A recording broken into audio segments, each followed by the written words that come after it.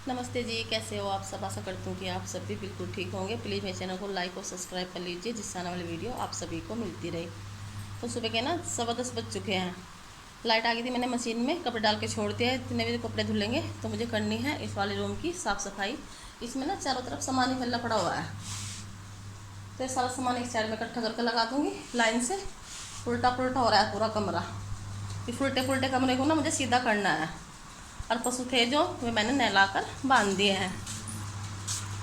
और यहाँ पर खेत से जो कुछ चीज़ आ रहा था वो काट के लेकर आए हैं और पशु नहलाकर इस साइड में बांध दी। अब ये घास खा रहे हैं सारे पशु।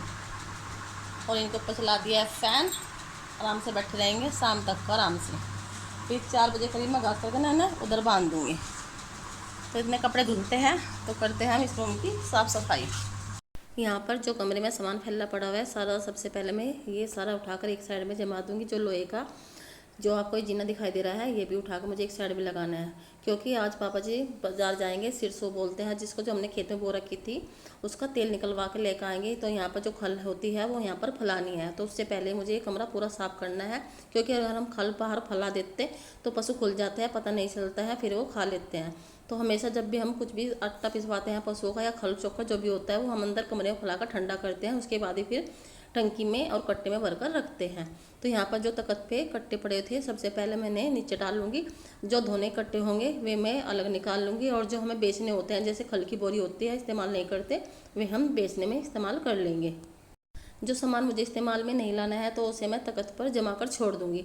जो कट्टे पटे हुए होते हैं तो उन्हें हम डालकर आग लगा देते हैं। तो यहाँ पर जो पीले वाले कट्टे हैं उन्हें मैं एक साइड में निकाल लूँगी, क्योंकि जो पीले कट्टे का पल होता है वो मैं गेहूँ के लिए छील कर रख लूँगी। क्योंकि हर साल जब गेहूँ की कटाई होती है तो उसमें हमें कट्टे की ज़रूरत पड़ती है और पल की भी। तो ये छोटे कट्टे हैं वे नहीं इस्तेमाल में आते हैं, तो उन्हें हम या तो आग लगा देंगे या किसी को दे देंगे, या फिर बिक भी जाते हैं, यानी कि बेचने के काम आते हैं। तो यहाँ पर जो कट्टे थे वो मैंने सारे एक जगह उठाकर रख दिए हैं। तो इस कट्टे में है खेत की दवाई।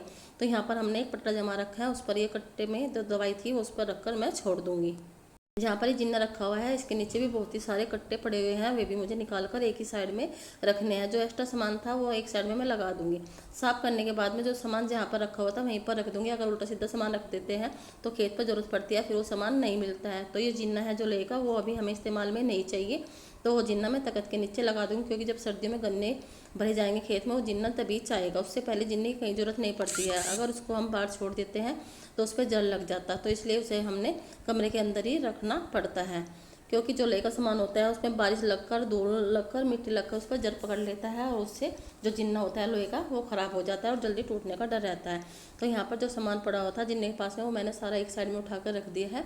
उसके बाद में जो जिन्ना था वो बहुत ही भारी है, तो इसमें नीचे पहिए लगे हुए हैं, पहिए से खिसका कर इसको मैं तख्त के नीचे लगा कर छोड़ दूँगी। गाँव में तो ये सब काम करने पड़ते हैं, साफ सफाई के भी, और पशुओं के इतना ज़्यादा काम हो जाता है। खेती बाड़ी का सामान होता है जो खेत में इस्तेमाल करते हैं वो भी बहुत ही ज़्यादा होता है। जो पीछे के जो हमारे कमरे हैं दो, एक में हम अपने पशु का जो भूसा होता है वो डाल रखा है, और एक में हम अपने अनाज की टंकी रखी हुई है। जो एक्स्ट्रा सामान होता है खेत में इस्तेमाल नहीं करते हैं वो भी हमने इस कमरे में रख रखा है। 2 कूलर थे वो भी हमने यहाँ पर खड़े करके रखे हुए हैं। एक चारपाई थी जो हम पीछे जो नौकर आते हैं वे यहाँ पर बिछा लेते हैं, तो एक्स्ट्रा चारपाई थी वो भी हमने यहीं पर खड़ी कर रखी है। जो ढोल थे वो भी मैंने उठाकर तख्त के ऊपर रख दी है। तख्त को अच्छी तरह से झाड़कर, वो सामान हमें इस्तेमाल नहीं करना था वो मैंने सारा तख्त पर जमा कर छोड़ दिया है। जो खड़ चौकर थे वो मैंने एक साइड में लगाकर छोड़ दिए हैं, क्योंकि जो सरसों खल है वो फिर हम यहाँ पर, जहाँ पे मैंने फर्श साफ किया है यहाँ पर हम फैलाकर छोड़ देंगे। अभी बरसात का मौसम चल रहा है, इस कमरे में पोछा इसलिए नहीं लगाती क्योंकि पीछे तालाब है। तालाब की वजह से इस कमरे में अगर मैं पोछा लगा देती तो इसमें नमी हो जाती, जो हम खल ला कर डालते इस पर वो चिपक जाती।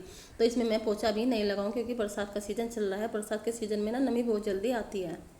तो यहाँ पर जो गेट थे वो उनके पास से मैंने अच्छी तरह से साफ़ सफाई कर कर छोड़ दिया। इतनी ज़्यादा धूल मिट्टी निकलती है जहाँ पर पशु बंधे रहते हैं वहाँ पर बहुत ही बुरी हालत हो जाती है, क्योंकि पशु के नीचे हमने रेता डाल रखा है। अगर हम खल चोकर या कुछ भी सामान लेने अंदर आते हैं तो पैर पर लगकर रेता इतना ज़्यादा अंदर आ जाता है, बहुत ही ज़्यादा।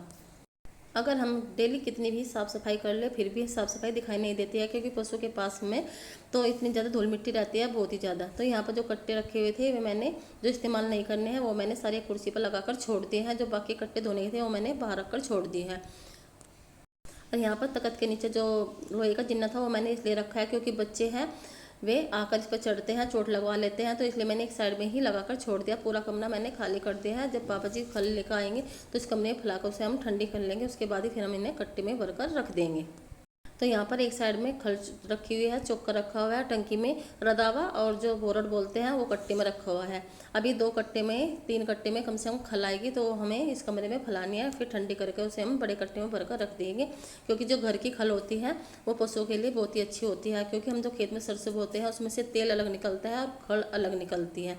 तो उसके बाद में फिर आ गई थी वहाँ पर जहाँ पर हम मशीन, एक राउंड के कपड़े तो मैंने धोकर पहले ही सुखा दिए थे, दूसरे राउंड के मैं मशीन में डालकर छोड़ गई थी।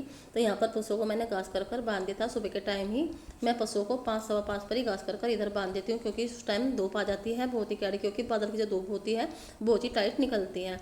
तो यहाँ पर एक राउंड के कपड़े थे वे मैंने इस रस्सी पर सुखा रहे दिए हैं। दूसरे राउंड के कपड़े अभी मशीन में धुल रहे हैं। उसके बाद में बाहर ट्रैक्टर खड़ा कर रखा है, उस पर रख दिया है एक तेल का डब्बा, धोकर सुखा दिया था, जिसमें आएगा तेल निकल कर।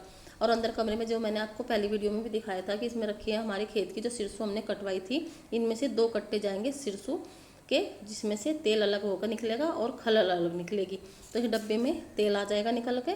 और ये ट्रॉली पर धोकर मैंने सुखा कर रख दिया था। क्योंकि जो सामान हम खल निकलवाने के लिए जाएंगे, यानी कि स्पेलर पर तेल निकलवाने के लिए, तो वो सामान पहले ही एक जगह रखना पड़ता है। बाजी बार ऐसा हो जाता है बाई चांस, यानी कि उस सामान को हम भूल जाते हैं। तो उसके बाद में फिर जो गोबर था वो तसले मैंने भर कर रख दिया था। क्योंकि जो गोबर डालने वाले आएंगे तो वे उठाकर इस गोबर को ले जाएंगे। तो यहाँ पर जितना गोबर था वो सारा तसले में भरकर मैं छोड़ दूँगी।